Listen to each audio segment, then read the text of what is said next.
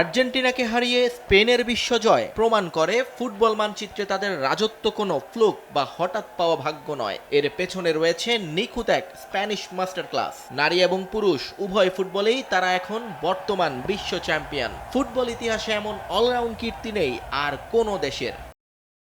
তৃণমূলে সঠিক বিনিয়োগ আর নিখুঁত কাঠামোর উপর ভর করেই আজ ফুটবল বিশ্বে স্পেনের এই একচ্ছত্র আধিপত্য। 2022 সালের ডিসেম্বরে লুইস দে লা ফুয়েন্তেকে যখন প্রধান কোচ করা হয়, অনেকেই তখন সংশয় প্রকাশ করেছিলেন, কিন্তু স্প্যানিশ ফেডারেশন জানতো তারা কি করছে।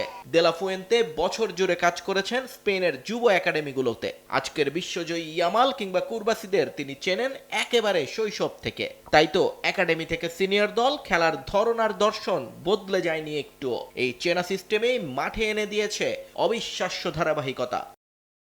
একই সমান্তরালে স্পেনের নারী ফুটবলও পার করেছে এক নীরব বিপ্লবের দশক। মাত্র 10 বছর আগেও যেখানে মেয়েদের নিজস্ব যাতায়াত খরচ দিয়ে বিনা পারিশ্রমিকে খেলতে হতো, সেখানে লা মাসিয়া সহ স্পেনের শীর্ষ একাডেমিগুলো মেয়েদের জন্য তৈরি করেছে বিশ্বমানের সুযোগ সুবিধা, যার ফলশ্রুতিতে 2023 সালের বিশ্বকাপ জয়ের পর 2024 এবং 2025 সালে টানা নেশনস লিগ ঘরে তোলে স্পেনের নারীরা।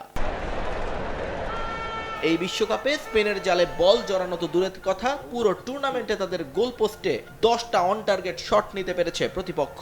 19 বছরের ইয়ামাল কুরবাসি কিংবা 23 বছরের সালমারা কেবল বর্তমানের সেরা নন, তারা স্পেনের ফুটবলকে আগামী 1 দশক শাসন করার জ্বালানি যোগাচ্ছেন। টানা 38 ম্যাচে অপরাজিত থাকা স্পেনের এই জয়রথ এখন অনুসরণীয় হতে পারে অনেকের জন্যই, কারণ পরিকল্পনা যদি দীর্ঘমেয়াদী আর নিখুঁত হয়, তার সাফল্য কেবল সময়ের ব্যাপার মাত্র। নিয়ন মোহাইমিন, সময় সংবাদ।